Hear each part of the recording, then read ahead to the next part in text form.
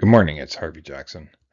Just going to get through some slides that I got from Brian Canola there, and let's just get into it here. So here's March data, and you can see March was less than 2021 um, as far as the data goes. Now, when you get to the next month, which is the current month, it actually had a little bit of a bump. So I'm going to say there's been a little bit of purchases in the month of April that the current data is actually running into. All others were just a skew on the sheet there. When it comes to canola oil exports, in the United States is important. And that's why I keep on talking about the USMCA as being important as well.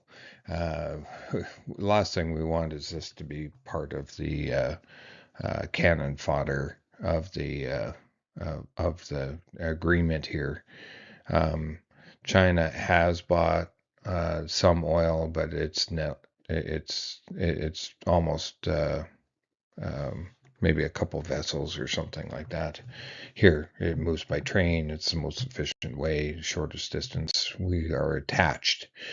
When we look at the seed exports compared to last year, you can see China was huge, and this year they're even behind Japan.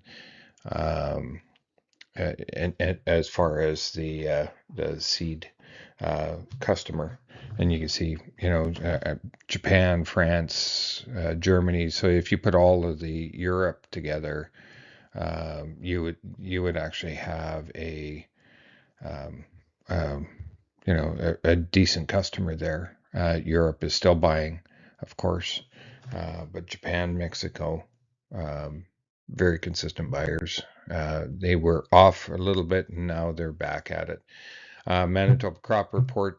I live in Manitoba, and it's lot of it's planted. You can see here Northwest. That's where I live and have clients in.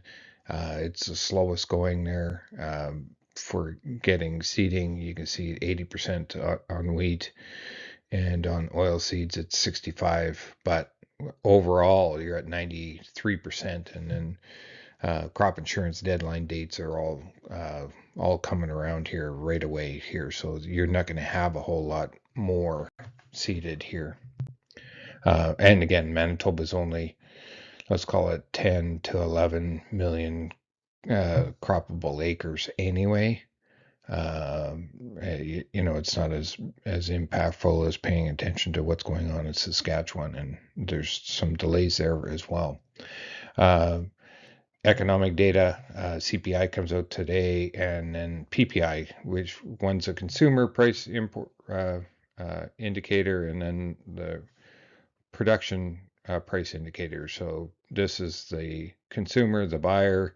This is the buyer of the wholesale goods, and it will be interesting to see if some of these predictions come true, or forecast to be only rising slightly. But if there's anything out askew there, it's going to make it even more difficult for their economy there as well.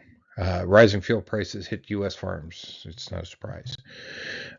Strait Hormuz traffic, I thought it was just a great demonstration, or different years, and how the strait has put through all kinds of billion barrels or tanker transits calls per day, and on a 7-day average, and here we are. We're at the bottom.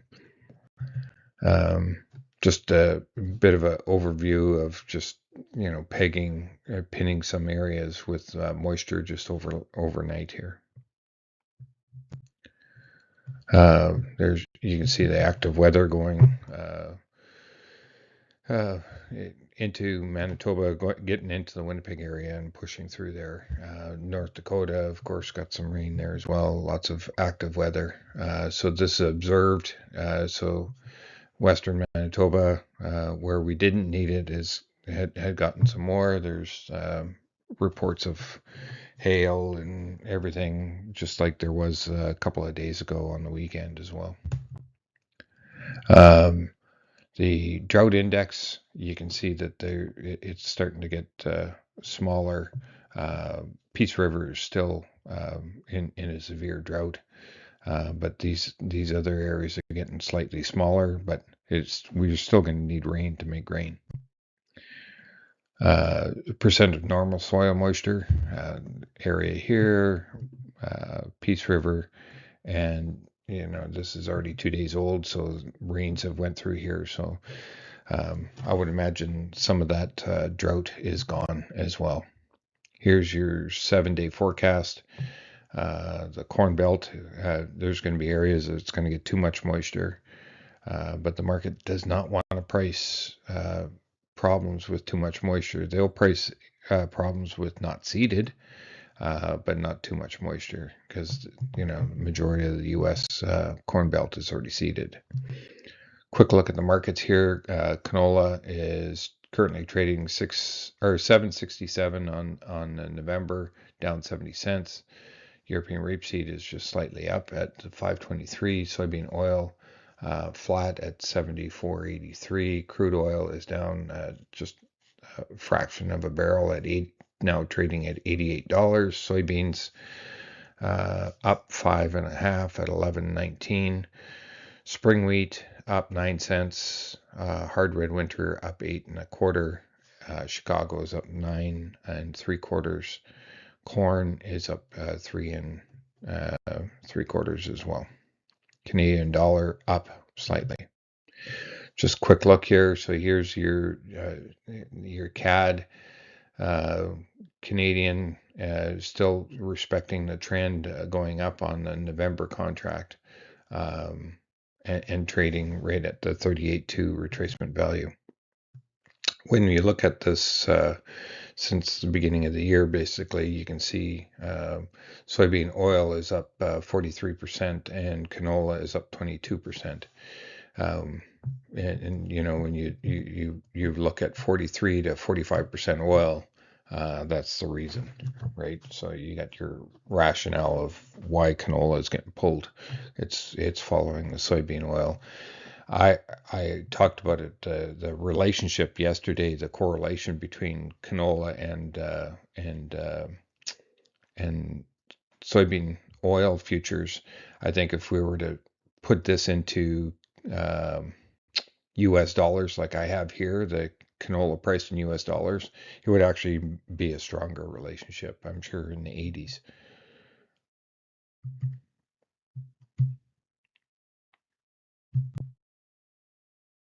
European rapeseed at the top end of the range here, but still not breaking through that level. Soybean oil futures just hugging that upward trend line. It traded higher, but making higher lows as we continue, even though soybean futures is basically pushed lower right up to this past highs that it made, and now it's kind of stalling there. You look at crude oil, second day of hitting this pivot point. Now, is it going to go this way or this way?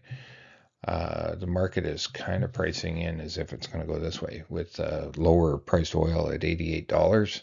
And if it were to get back down into these areas here, like in below 80, that would be a pretty good level, I would say, to just have crude oil go help out a lot of the world economy, that's for sure.